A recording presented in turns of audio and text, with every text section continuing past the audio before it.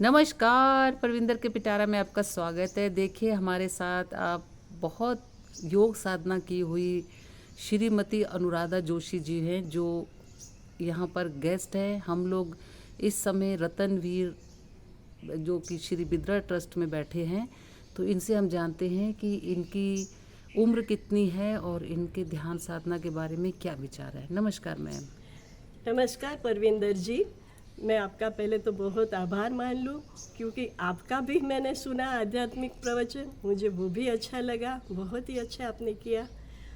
मैं इतना ही कहना चाहती हूँ कि मैं गृहिणी हूँ, अब भी गृहिणी हूँ, माता हूँ और दादी भी हूँ, लेकिन बहुत सालों से मेरी आंतर यात्रा मेरे साथ चल रही है। कईयों का प्रश्न होता है, गृहिणी हो, गृहस्थ हो, सभी का, कि ध्यान की बातें तो बहुत करते हैं, उसका फ़ायदा भी बहुत होता है, लेकिन ध्यान नहीं लगता।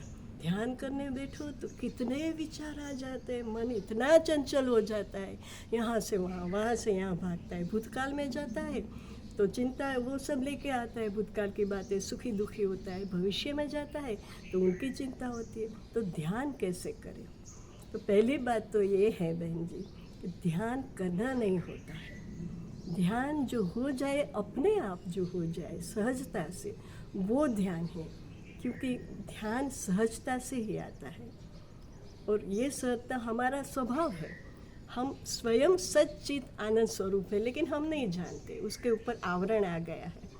तो इतने भारे कम शब्द, भारी भारी भाषाएं, ये सब सुनकर हम डर जाते कि हमसे कैसे होगा, हमसे परमात्मा कैसे मिलेंगे। ज़रूर मिलेंगे, ध्यान इतना मुश्किल नहीं है, मानो तो बहुत ही सरल है। क्या करना है दीदी, कि ध्यान में बैठने के पहले हमारे अंतर में हमें जाना है सबसे पहले। और क्या निर्विचार, सब कहते हैं निर्विचार हो जाओ, निर्विचार हो जाओ, लेकिन कैसे हो, उसकी मेरा अनुभव मैं शेयर करती हूँ। निर्विचार कैसे हो? निर्विचार बोलने से नहीं होता कि नहीं विचार मत करो, ये मत करो, तो बहुत ज़्यादा विचार आएंगे। जब इतना बोल के ध्यान का प्रयास करोगे तो हो जाएगा, कुछ भी नहीं होगा। लेकिन मेरे गुरुदेव ठाकुर श्री परमहंस रामकृष्ण परमहंस जी मुझे बहुत ही अच्छा एक उदाहरण हमको देते थे कि पहले स्त्रियां होती थी, अगले पुराने ज़माने में, तो वो सब अनाज को छेड़ती थी, उसका जो छिलका होता है निकालने के लिए छेड़ने बैठ जाती थी। तो गोद में बच्चा भी होता था और ग्राहक से बातें भी कर लेती थी और हाथ से काम भी कर लेती थी, लेकिन उसका पूरा 90% ध्यान उसका अपने हाथों पर होता था, कहीं हाथ पे वो वजनदार डंडा ना गिर जाए। बस इसी को अप्लाई करना है। हमारा 90% जो भी हो हमें अंतर में देना है जी, सब कुछ देना है। मैम आपकी आयु कितनी है? मैं 72 ईयर्स ओल्ड हूँ। अच्छा, आप कब से ध्यान साधना में जुड़ी हैं? मैं लगभग 40 साल हो गए, लेकिन तब मुझे इतना पता नहीं था, सहज ध्यान नहीं होता था। जी, तो आप यहाँ पे रतनवीर में बैठे हैं हम लोग जी, तो आपने यहाँ पे कोई क्लास अटेंड की थी? नहीं, मैंने कोई क्लास नहीं। अभी मैं दूसरी बार आई हूँ, तो अभी की बात है कि एक क्लास हमने अटेंड की, आपकी की जी, परविंदर जी आपकी, और आपने वहाँ भी बहुत अच्छा समझाया। क्या अनुभव हुआ आपको? ये तो बहुत पर्सनल है, फिर भी मैं बताती हूँ अपने ध्यान के बाद, कि मुझे हार्ट चक्र में स्पंदन हुआ था और ध्यान में बहुत ही अच्छा लगा था। अच्छा। क्योंकि प्योर वाइब्रेशन थे, आपने भी बहुत अच्छा समझाया था और अप्लाई भी अच्छा किया सबने। तो आप एज अ पेशेंट के साथ में अगर ध्यान को जोड़ा जाए तो आप क्या समझती हैं? अगर यहाँ लोग शारीरिक अपना दुख दूर करने आते हैं, हाँ, अगर अभी इसके साथ में ध्यान जोड़ दें और जिस तरह से हम लोग प्रक्रिया करते हैं, तो उससे क्या फ़ायदा हो सकता है इधर के जो मरीज़ आते हैं, जो गेस्ट आते हैं? देखिए, जो रोग होता है पहले मन में आता है, जी, मन से फिर वो शरीर में तन उतरता में आता है। जी, तो मन जुड़ा है, अंतकरण से जुड़ा हुआ है। जी, मन जितना चंचल होगा, जितनी बाहरी बातें सुनता होगा, बहिर्मुख होगा, जी। उतना ही सब कुछ उसको वो बाहर का वातावरण, अच्छा। उसका राग द्वेष ये सब लागू होता है। तो ध्यान, आपने एक क्लास की है कि और भी की थी, क्योंकि क्लासेस तो काफ़ी हुई हैं। हाँ। तो क्या आप एक ही अटेंड की है या और की है?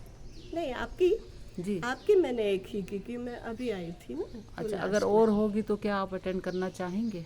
जरूर, अच्छा अच्छा। कहती है अच्छा। आप। स्टार्टिंग का जो सबको स्टेप बाय स्टेप ऊपर चढ़ना है तो वो बहुत ही अच्छा है। आपने जो बोला था राग द्वेष के ऊपर, मन को शांत करने, प्रार्थना, ध्यान में वही आता है। जी। तो जो रावण बताए गए थे नेगेटिविटी, जो वो कितने रावण बताए गए थे उस क्लास में? उस क्लास में तो आपने ऐसे तो दशों दिशा के रावण बताए गए थे आपने, लेकिन 5 मुख्य थे। जी। काम, क्रोध, लोभ, मोह, मद और मत्सर, जी। अहंकार। तो जो वहाँ पे जब हुआ था, जो एक एक्सरसाइज हुई थी, क्या उस क्लास के बाद में आपने वो एक्सरसाइज की? जी, आप करते हैं? पहले से मैं वो करती हूँ। और उसके बाद अच्छा लगा और आपको? और अच्छा, तो अब आप लोगों को क्या कहना चाहेंगे जो यहाँ पे मेहमान आते हैं, गेस्ट आते हैं? मैं ज़रूर कहूँगी कि ये जो एनवायरनमेंट है, इसके लिए ये ध्यान साधना भी एक सब्जेक्ट होना चाहिए। जी।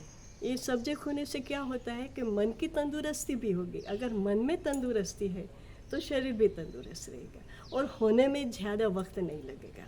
जी। तो आप कह रही हैं कि जैसे शरीर का जो ट्रीटमेंट यहाँ देते हैं नेचुरल केयर में, जी, तो जी। उसमें मन का और आत्मा के साथ मिलन का जो ट्रीटमेंट भी दिया जाए। दिया जाए, लेकिन वो मन का ट्रीटमेंट तो आप जैसे कोई समझाने वाले जो आ जाए, बात करे आराम से, जो समझाए वो आ जाए, अच्छा। तो हो सकता है। ठीक है।